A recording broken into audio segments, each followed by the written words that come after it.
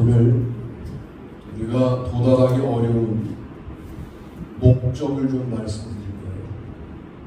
그러나 성경이 말하는 정성을 알고 신앙생활을 해야지, 그 정성에 서보지 않으면 맨날 비교하고 살게 됩니다. 우리 북한산 꼭대기에 올라가 보세요. 지평수 구분 안 되고, 자동차 크기 구분 안 되고, 모든 게 작다고 설명되잖아요.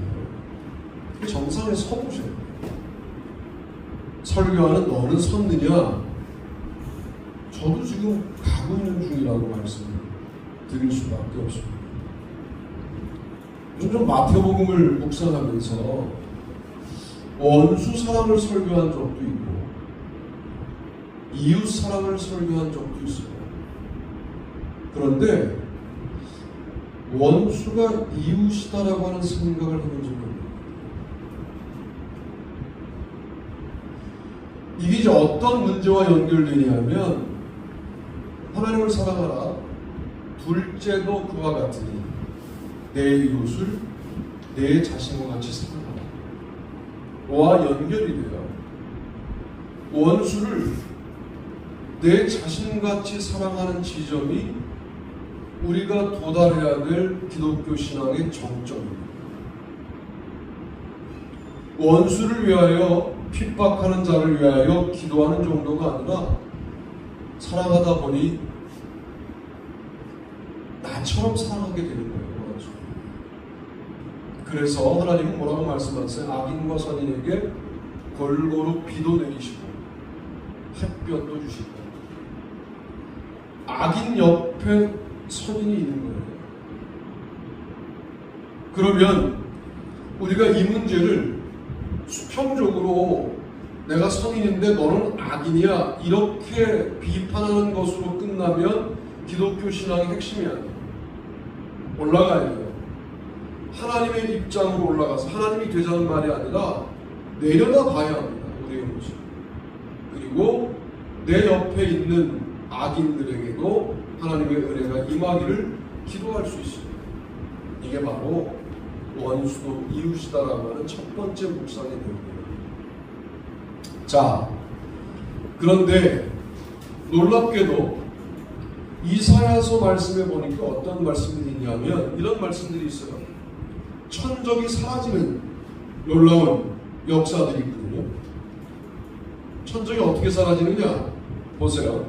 이사야 65장 17절부터 19절 말씀을 보면 우는 소리와 부르짖는 소리가 그 가운데에서 다시는 들리지 아니할 것이며 이리와 어린 양이 함께 먹을 것이며 사자가 소처럼 짚을 먹을 것이며 뱀은 흙을 양식으로 삼을 것이니 나의 성산에서는 해함도 없겠고 상함도 없으리라 여호와께서 말씀하시니라. 어린아이가 독사울에 손을 집어넣어요. 안 물려요. 천적이 사라지는 거예요. 이게 하나님의 나라더라고요. 원수가 사라져요. 원수가 이웃이 돼요. 거기가 하나님 나라예요. 이웃도 원수 같아요. 지옥이죠. 하늘나라를 어디서 경험해야 되느냐? 여러분이 살고 있는 현장에서 경험하시려면 원수를 사랑할 수 있게 달라고 기도하시고 1차 안 되죠? 그 핍박하는 자를 위해 기도부터 시작하시고 할 수 있죠. 그리고 결국 어디까지 가느냐? 그 원수를 이웃으로 품는 데까지 가는데 그저 이웃으로 객관적으로 품는 게 아니라 원수를 나처럼 사랑하는 거예요. 이렇게 사랑하라고 말씀하시는 하나님의 또 예수님의 명령이 왜 우리에게 합당하냐? 너희가 원수 되었을 때에 내가 너를 사랑하여 나의 아들을 죽게 하여 나의 사랑을 확증했다라고 하나님이 로마서 5장에서 말씀하시기 때문이에요. 원수 사랑을 받은 사람들입니다. 원수를 사랑하시는 사랑을 이미 경험한 사람들이에요. 그런데 영원히 기독교 신앙이 지금 이제 노년을 거쳐서 하늘나라 갈 때가 얼마 안 남았는데도 불구하고 원수는 원수다 라고 말하면 성숙한 기독교 신앙인은 아니잖아요 하는 말씀을 제가 오늘 드리는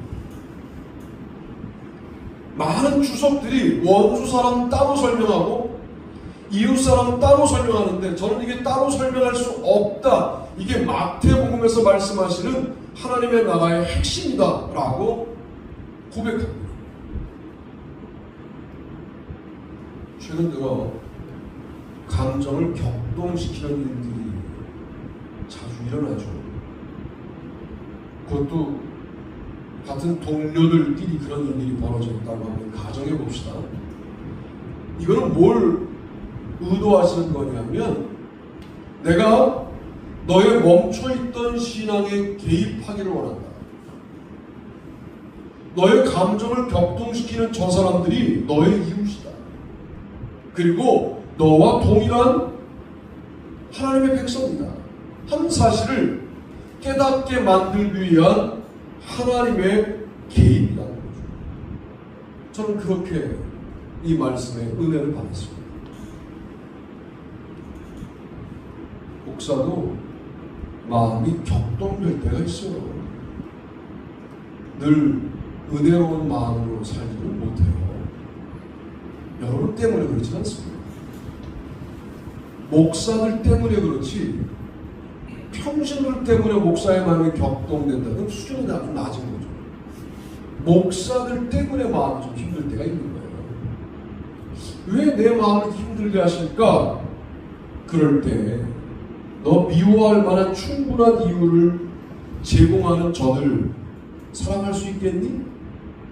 위하여 기도할 수 있겠니? 에서 멈췄었는데 너의 이웃이다. 네 몸처럼 사랑할 수 있겠니를 깨닫게 하셨다.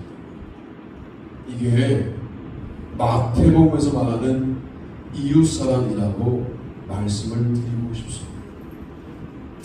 저는 여러분이 이런 이야기를 들을 때 가야 할 길이 멀구나. 그런데 가야 할 길을 알고 가는 거하고 신앙생활을 100년을 해보세요. 가야 할 지점을 모르는 거하고 완전히 달라지지 않겠습니까? 가야 할 길은 원수를 사랑하는 정도가 아니라 원수를 이웃으로 사랑하는데 원수를 내 자신같이 사랑할 수 있는 단계까지 가야 하는 거예요. 이게 우리가 이 땅에서 하나님의 나라를 맛보는 매우 중요한 과제이다 라고 첫 번째 말씀을 드립니다. 첫 번째 말씀부터 좀 힘드셨을 것 같은데 보세요. 두 번째는 본문과 또 제목을 읽어봅니다. 시작. 강도 만난 자도 이웃이다. 마치 한 제사장이 그 일로 내려가다가 그를 보고 피하여 지나가고 또 이와 같이 한 레위인도 그곳에 이르러 그를 보고 피하여 지나가되 어떤 사마리아 사람은 여행하는 중 거기 이르러 그를 보고 불쌍히 여겨 가까이 가서 기름과 포도주를 그 상처에 붓고 싸매고 자기 짐승에 태워 주막으로 데리고 가서 돌보아 줍니다. 그 이튿날 그가 주막 주인에게 데나리온 둘을 내어주며 이르되 이 사람을 돌보아 주라. 비용이 더 들면 내가 돌아올 때에 갚으리라 하였으니 내 생각에는 이 세 사람 중에 누가 강도 만난 자의 이웃이 되겠느냐. 이르되 자비를 베푼 자 아니니라. 예수께서 이르시되 가서 너도 이와 같이 하라 하시니라. 아멘. 누가복음 10장 31절로 37절. 그동안 이 본문을 우리가 어떤 식으로 함께 은혜를 받아왔냐면 이웃은 논의의 대상이 아니다. 누가 이웃이냐 이렇게 논의할 대상이 아니다. 우리의 주변에 눈만 돌리면 강도 만난 이웃들이 많이 있다. 그들을 논의의 대상으로 전락시키지 말고 사랑의 대상으로 사랑해라.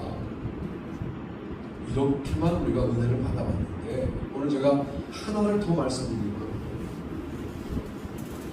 강도 만난 자가 우리의 이웃이라고 한다면 강도 만난 자를 나는 도우는 자고 너는 도움을 받는 자라고 하는 관계로 돕는다, 이걸 말하는 게 아니라 내 자신을 사랑하는 것처럼 강도 만난 자를 사랑할 수 있겠는가를 묻는 부분이라는 거죠.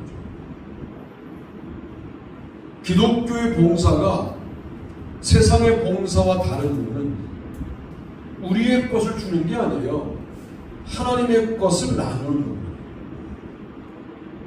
자, 그러니까 나누어주는 내가 우월한 존재가 아니에요. 나누어줌을 받는 사람은 열등한 존재가 아니에요. 그는 나와 동일한 존재예요. 여기에 기독교가 가야 합니다. 그러니까 이렇게 하면 안 되는 거예요. 쪽방촌 천체에 뭐를 공급했다, 이렇게 말하면 내가 우월해지는 거예요. 차라리 그런 광고를 하지 않는 게 좋아요. 왜? 하나님이 아시거든요. 할렐루야. 네. 하나님이 알면 정말 충분해야 돼요. 정말 괜찮아야 돼요. 사람들이 몰라줘도. 그러니까 그래야 도움을 받는 사람과 내가 차별이 없는 세계가 열리는 거예요. 제가 안식일 규정을 말씀드리면서 안식일이 먹을 게 없는 사람에게 안식일이 안식일일 수 있냐? 그런데 과부는 밭이 없고 고아는 밭이 없고 나그네는 밭이 없잖아요. 그러면 밭이 있는 사람이 추수를 어떻게 하느냐? 귀퉁이 밭을 빼놓고 추수하잖아요. 이게 78%만 추수하는 거예요. 22%는 남겨두는 겁니다. 그러면 고아와 과부와 나그네는 어떻게 음식을 충당하느냐? 아무 밭이나 들어가는 거예요. 마을에 아무 밭이나 들어가서 귀퉁이에 있는 곡식을 추수해서 먹는 겁니다. 여러분들은 이런 생각 하실 거예요. 다 추수해서 나누어 주지. 그럼 나누어 주는 사람과 나누어 줌을 받는 사람이 구분돼요. 구약 성경의 그 본문의 내용은 어떤 의도가 있냐면 도움을 받는 사람의 자존감을 세워주는 의미가 있는 겁니다. 그렇게 인간을 사랑하는, 영혼을 사랑하는 말씀이 구약 성경의 안식일 규정 말씀입니다.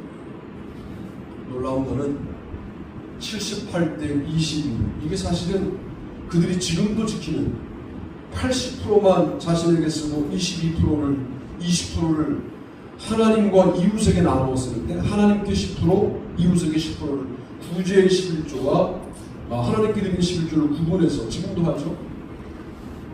어린 학생들이 어떻게 하느냐? 일주일 사는 동안 있는, 지금은 밭농사를 하는 때가 아니고 논농사를 하는 때가 아니니까 거스른 돈들을 모아서 이것은 모조리 고아와 과부와 나그네, 독거 노인들을 위한 것이다 라고 구별을 합니다. 그게 22%를 구별하는 거예요. 놀라운 비밀은 22%를 우리보다 덜 쓰는 유대인들이 더 부자라고 하는 거죠. 참 놀라운 비밀이 있는 거예요. 전 세계의 22%의 탑 클래스의 리더들이 유태인들입니다. 노벨상 22%가 유태인들입니다. 세계 경제를 흔드는 대단한 기업가들 중 22%의 기업가들이 유태인입니다. 정치가들도 마찬가지입니다. 이게 오랫동안 해온, 말씀을 준행해온 그런 원리이거든요. 저는 여러분들의 삶의 내용 가운데 나만 먹고 살겠다가 아니라 나누어 먹겠다라고 하는 이 정신이 매우 중요하고, 나누어주는 내가 우월한 게 아니라 너와 나는 같다라고 하는 이웃이라고 하는 이 믿음으로 살아가는 모습을 회복할 필요가 있다는 거죠. 이게 바로 이웃사랑이에요. 우리 주변에 보면 잘 사는데 공허한 사람들이 있어요. 영적으로 강도 만난 자죠. 행복한 척 하는데 뭔가 허전한 가족들이 있어요. 문제가 있는 거죠. 그들이 우리를 볼 때는 아무것도 없는 것 같은데 충만해요. 이거 상당히 매력적인 거거든요. 너는 뭐가 좋아서 웃니? 라고 물을 때 네가 지금 모르겠지만 너는 지금 영적으로 신앙적으로 강도 만난 거야. 그 강도 만난 이 부분을 해결할 수 있는 분은 주님밖에 없어 라고 주님을 소개하는 우리가 되어야 하는 거죠. 강도 만난 이웃들을 그냥 지나친다? 어떤 명분이든 그건 설명할 수 없는 일이 아니겠느냐. 강도 만난 자를 도외시하고 배관시하는 것이 여전히 아무런 부담감이 없다면 우리는 신앙은 있을 때 수준 높은 신앙인은 아니지 않겠느냐. 우리의 신앙이 올라가려면 일단 강도 만난 자를 돌봅니다. 돌보는 내가 우월하다는 것과 싸웁니다. 그리고 그를 이웃으로 대합니다. 이 훈련에 승리하시게 되기를 바랍니다. 세 번째는 요즘 우리가 함께 오후에 나누고 있는 말씀인데 이것도 한번 읽어보겠습니다. 시작. 예수님도 이웃이다. 내 계명은 곧 내가 너희를 사랑한 것 같이 너희도 서로 사랑하라는 이것이니라. 사람이 친구를 위하여 자기 목숨을 버리면 이보다 더 큰 사랑이 없나니 너희는 내가 명하는 대로 행하면 곧 나의 친구라. 이제부터는 너희를 종이라 하지 아니하니 종은 주인이 하는 것을 알지 못함이라. 너희를 친구라 하노니 내가 내 아버지께 들은 것을 다 너희에게 알게 하였습니다.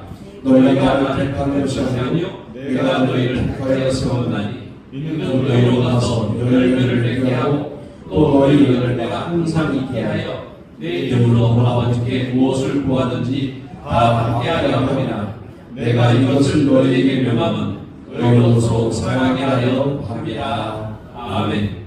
요한복음 15장 12절로 17절 말씀 중에 13절 말씀, 사람이 친구를 위하여 자기 목숨을 버리면 이보다 더 큰 사랑이 없다. 이거를 하신 분이 누구시냐면 예수님이시죠. 우리의 친구로 우리를 위해서 목숨을 버리셨습니다. 그래서 우리가 주님을 사랑함으로 서로 사랑하면 우리들끼리 서로 사랑하는데 세상이 우리가 주님의 제자인 걸 알게 된다는 겁니다. 이것도 예수님이 왜 우리를 위해서 목숨을 버리는 친구의 사랑을 보여주셨느냐? 내가 너희 이웃이다. 예수님이 우리의 이웃이에요. 솔직히 말하면 너무 함부로 대하죠. 너무 쉽게 대하시죠. 너무 이웃을 외롭게 두시죠.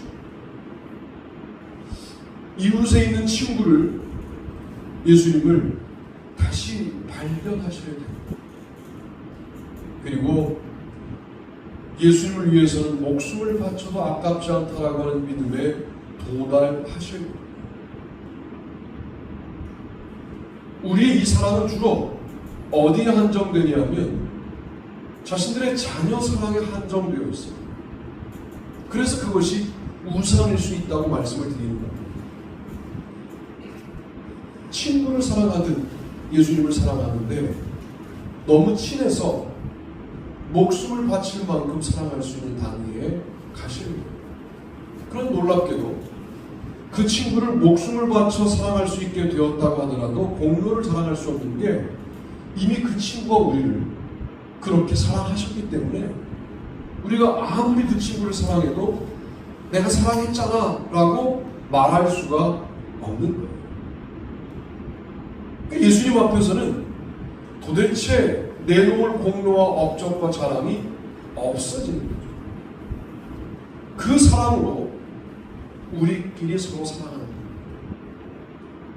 자, 이게 얼마나 어려운 수이냐면 내가 우리 성도 중에 누구를 위해서 목숨을 바칠 수 있는데 바치고도 업적과 자랑과 공로가 아닐 수 있어요. 왜? 그는 나니까. 너는 난데 내가 너를 위해서 목숨을 바친 게 무슨 자랑할 거리가 돼요? 나를 위한 건데. 이렇게 되는 거예요. 이게 요한복음이 말하는 하나됨의 비밀인 거죠. 자, 가야 할 길이 멀죠. 원수를 이웃이다. 그런데 원수를 내 자신처럼 사랑해야 된다는 것. 왜 그렇게 많은 설교가들이 이걸 빼놓고 말했을까? 목사들이 너무 바쁘다. 저의 결론은 말씀을 차분하게 묵상할 시간이 없다. 저의 결론은 그래서 한국교회 성도들의 믿음이 그 정도에 머물러 있는 거지 성도들의 책임이 아니에요. 목사들이 설교를 그렇게 했으니까. 자, 강도 만난 자에게 돕자, 섬김과 봉사만 말했어요. 왜 이것을 내 자신처럼 사랑해야 된다라고 하는 이웃사랑과 연결하지 못했을까? 말씀 묵상이 너무 표면적이었다 라고 하는 거예요. 요한복음의 친구사랑, 그것을 이웃사랑과 왜 연계하여 설명하지 않았을까? 여러분, 우리가 말씀을 왜 읽냐 하면 말씀을 이렇게 깨닫기 위하여 읽는 겁니다. 말씀은 뻔하지 않아요. 뻔한 말씀들을 다시 읽으세요. 다시 묵상하세요. 아, 이거 하나님 사랑과 이웃 사랑이지. 이렇게 하지 말고 면밀하게 읽어보세요. 읽다 보면 마태복음은 첫째는 하나님 사랑, 둘째도 그와 같으니 하여 연결하잖아요. 제가 조금 더 나가볼게요. 자, 원수를 사랑하는데 내 자신처럼 사랑하는 것으로 마태복음이 끝나느냐? 그게 하나님 사랑과 같다.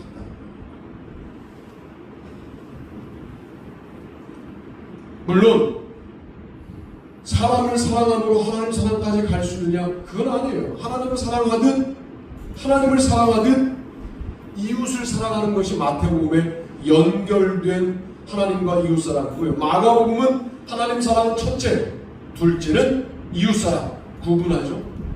영적인 원리를 말하는 거예요. 이웃 사랑으로부터 하나님 사랑까지 갈 수는 없다는 거예요. 그건 인본주의라는 거예요. 누가복음은 또한으로 연결하죠. 하나님을 사랑하라, 또한 이웃을 사랑하라. 그러니까 연결과 질서를 다 포괄하고 있죠. 그리고 뭐라고 그래요? 가서 너도 이와 같이 해라. 이게 누가복음의 핵심이죠. 그런데 오늘 말씀에 입각하여 조금 더 묵상을 해본다면 이런 거예요. 원수를 사랑하는데 이게 이 친구가 이웃이에요. 내 자신처럼 사랑해야 돼요. 그렇게 사랑할 수 없다면 하나님을 사랑하는 사람이 아니라.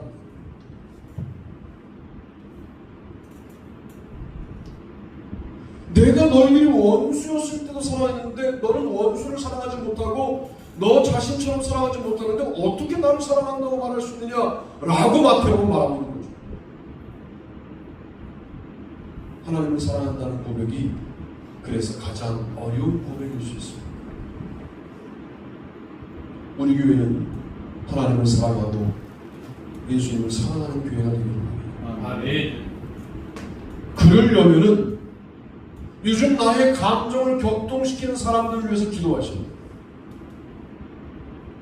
이것은 무슨 인간적으로 좋은 관계를 유지하고 화해의 무드와 분위기를 만들기 위한 인본주의 노력이 아니라 그게 하나님을 사랑하는 방법이기 때문에 그렇습니다. 기도가 축적되고 온축되고 집중되고 집약되기 시작하니까 어느 순간 내 힘이 아닌 걸 내가 분명히 아는데 그들을 사랑할 수 있게 되는 단계에 가시게 되기를 바랍니다. 그 단계에 머무르지 말고 내가 너를 사랑했는데 자랑이 안 되는 것은, 공로가 안 되는 것은, 업적이 안 되는 것은 너는 나기 때문이다. 왜 가셔야 돼요?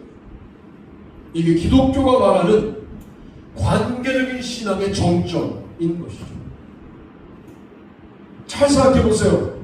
아무리 예배를 드려도, 아무리 기도를 해도 아무리 찬송을 해도 미운 사람이 여전히 믿고 원수가 여전히 원수로 자리 잡고 있다고 한다면 그 자리 잡음 때문에 우리의 믿음은 공존되고 있는 거예요. 나아가지 못하는 거예요.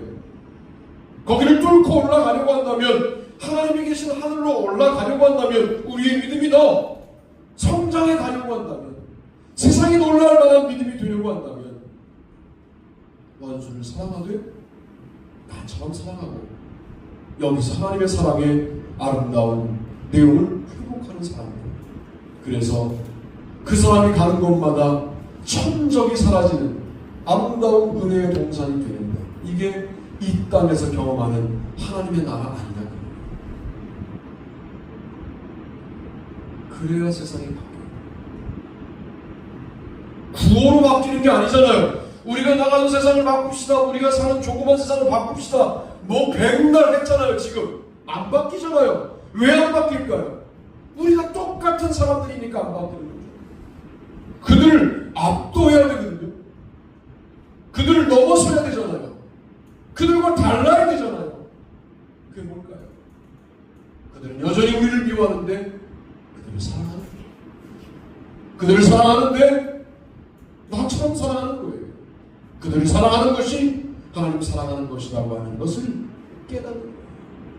이것이 바로 원수도 이웃이다, 가금도 만난 자도 이웃이다, 예수님도 이웃이다 라고 오늘 드리는 말씀의 핵심입니다.